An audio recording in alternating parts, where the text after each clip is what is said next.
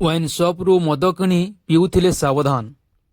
ସୁନ୍ଦରଗଡ଼ ଜିଲ୍ଲା ରାଉରକେଲା ବିଶ୍ରା ରୋଡ୍ ନିକଟରେ ଥିବା ଏକ ସରକାରୀ ଲାଇସେନ୍ସପ୍ରାପ୍ତ ଦୋକାନରୁ ଅବକାରୀ ବିଭାଗ ଜବତ କରିଛି ବିପୁଳ ପରିମାଣର ଡୁପ୍ଲିକେଟ୍ ବିଦେଶୀ ମଦ। ରାଉରକେଲା ପଛପଟ ରୁମ୍ରେ 3 ଜଣ ଡୁପ୍ଲିକେଟ୍ ମଦ ବୋତଲ ଲଗାଇ ବୋତଲରେ ଫିଲିଂ କରୁଥିବା ଅବକାରୀ ବିଭାଗ ସୂଚନା ପାଇ ଚଢ଼ାଉ କରିଥିଲେ। ବିପୁଳ ପରିମାଣର ନକଲି ବିଦେଶୀ ମଦ ଜବତ ହୋଇଥିବା ବେଳେ 3 ଜଣଙ୍କୁ ଗିରଫ କରାଯାଇଛି। ହୋଲି ପୂର୍ବରୁ ସହରରେ ଏତେ ପରିମାଣର ନକଲି ବିଦେଶୀ ମଦ ଜବତ ହେବା ଅବକାରୀ ବିଭାଗ ସଫଳତା ହୋଇଥିବା ବେଳେ ନକଲି ମଦ କାରବାର ବିଭାଗର ଚିନ୍ତା ବଢ଼ାଇ ଦେଇଛି। ଏହି ଲାଇସେନ୍ସରେ ବଣେଇ ଏବଂ ସମ୍ବଲପୁରରେ ମଧ୍ୟ ଚଢ଼ାଉ ଚାଲିଛି। ନକଲି ମଦ କାରବାର କରୁଥିବା ଅସାଧୁ ବେପାରୀ ଡୁପ୍ଲିକେଟ୍ ବିଦେଶୀ ମଦ ସମ୍ବଲପୁରରୁ ଆଣି ରାଉରକେଲା ମାର୍କେଟରେ ସପ୍ଲାଏ କରୁଥିଲେ। ଏହାଛଡ଼ା ଯେଉଁ ଦୋକାନରୁ ନକଲି ମଦ ଜବତ ହୋଇଛି ତାଙ୍କର ବଣେଇରେ ଥିବା ଏକ ଆଉଟଲେଟ୍ରେ ମଧ୍ୟ ଯାଞ୍ଚ କରାଯାଉଛି। ବ୍ୟୁରୋ ରିପୋର୍ଟ, ସୁନ୍ଦରଗଡ଼ ହାଲଚାଲ। ଆମର ଅବକାରୀ କମିଶନର ମହୋଦୟଙ୍କର କଡ଼ାକଡ଼ି ଭାବେ ନିର୍ଦ୍ଦେଶ ରହିଛି କି ଯେତିକି डिस्ट्रिक्ट गुड़ाक दुकान गुड़ाक चली विदेशी मद दुकान कि देशी मद दुकान से रेगुलर बेसिस इंस्पेक्शन वर्क चली थाए।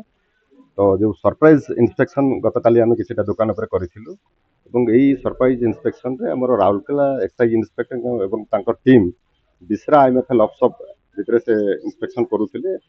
से सरप्राइज इंस्पेक्शन से देखिले 3 जन अनअथराइज पर्सन दुकान भितर बसिकी डुप्लिकेट फॉरेन लिकर तैयारी कर डुप्लिकेट आम जानलु केमती कि जिते सी इंस्पेक्शन कले से भितर किसी खोला लुज कर्क बा जो ठिपी मिलला ईएल किसी मिलला एवं सहित एम्प्टी बोटल्स भी किसी मिलला। तो यही संपर्क में 3 जन को आम अटक बर्तमान रखीचु। जो लाइसेंसी राउरकेला माने डिस्ट्रिक्ट रे आउ गोटे भी दुकान अच्छी। तो से दुकान उपर भी गतकाली विलंबित राति चढ़ाई दुकान भी चढ़ा होती एम्प्लॉय गुड़ाक जोड़े रोचे से घर गुड़ाक भी चढ़ा होता कि सेठू किसी मिलना। सोर्स आम जानापी जो चाहिए इंटरगेशन चलला जो 3 जन एक्यूज आम धरी यहाँ आम जहाँ पाइलु खबर कि संबलपुर जन व्यक्ति एम बस मध्यम एम डिमांड देखिए मझी मझे से सप्लाय करुले। आम इमिडिएटली संबलपुर एनफोर्समेंट विंग को आम खबर देलु भोर सका एनफोर्समेंट विंग से जो व्यक्ति सप्लायर को धरी विपुल मात्रा ईएल एवं आपंकर बोटल्स एवं डुप्लिकेट कर्स जबत होती भी वर्तमान इन्वेस्टिगेशन चली। बोधे गोटे बड़ रैकेट जना पड़ी। यही जो सप्लायर माने अन्य कौन दुकान गुड़ाक जब सप्लाय करुवे भी गोटे वर्तमान इंस्पेक्शन सब दुकान गुड़ाक चली। वर्तमान आगामी दिन में यही जो वर्तमान सीजर जहाँ भी क्वांटिटी रही आम केमिकल टेस्टिंग पठेबू।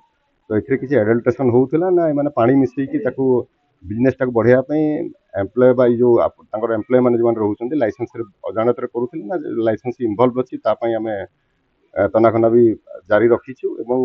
वर्तमान परिप्रेक्षी में दुकान टी आम सील कर देचु शोकज नोटिस इश्यू होती लाइसेंसी को। शोकज नोटिस आसला दरकार पड़े जदि लाइसेंसी जदि गिल्टी फाउंड होती तो सांगे सांगे लाइसेंस कैंसल करने व्यवस्था कर नहीं। यहाँ देखो विगत 3-4 वर्ष ये दुकान बंद थी। आम 2025-26 दुकान टाक सेटल करूँ।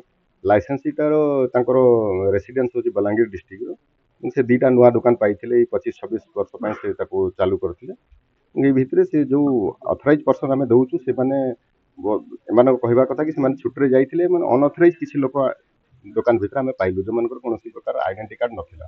तो ये माने वर्तमान से सो मोटो निजे करुले कि लाइसेंसिंग इंगित करुले इनक्वारी चलती। गोटे बणई रेंज गोटे दुकान अच्छी राउरकेला एक्साइज डिस्ट्रिक्ट से गतकाली आम जो आईमान को अटक रखिलु सांगे सांगे आम बणई टीम को खबर देलु। बणई टीम और आप लोहणीपड़ा एक्साइज टीम मिसिकी से उक्त दुकान उपर चढ़ाऊ करते जो एम्प्लॉय मैंने भी सीटी काम कर जो मैंने रोचे से घर गुड़ाक चढ़ाऊ होती। वर्तमान पर्यटन टोटाल आम 39 लिटर्स बल्क लिटर आम पाइचु डुप्लिकेट फॉरेन लिटर। यहाँ एग्जामिनेशन केमिकल एग्जामिनेशन रिपोर्ट आसला इधर कौन इंग्रेडिएंट रही को दफा आगामी दिन में भी दरकार पड़े एनाउंस करके लगा। वर्तमान 3 जन अरेस्ट होती या सहित कनेक्टेड आउ जन सप्लायर जी संबलपुर जी सप्लाय करुले संबलपुर से अरेस्ट हो सारे। आगामी दिन में वर्तमान जदि लाइसेंसिंग तो जाने जिन किसी होम किसी प्रूफ पाइगलु इमिडिएटली दुकान सील हम ଦୋକାନ ଲାଇସେନ୍ସ ମଧ୍ୟ କ୍ୟାନସେଲ୍ ହେବ ଏବଂ ତା ସତ୍ତ୍ୱେ ଲାଇସେନ୍ସିଂ ମଧ୍ୟ ଏଇ କେସ୍ରେ ଅଣ୍ଡର ସେକ୍ସନ୍ 52, 59 ଏବଂ 62ରେ ସେ ମଧ୍ୟ ବୁକ୍ ହେବେ।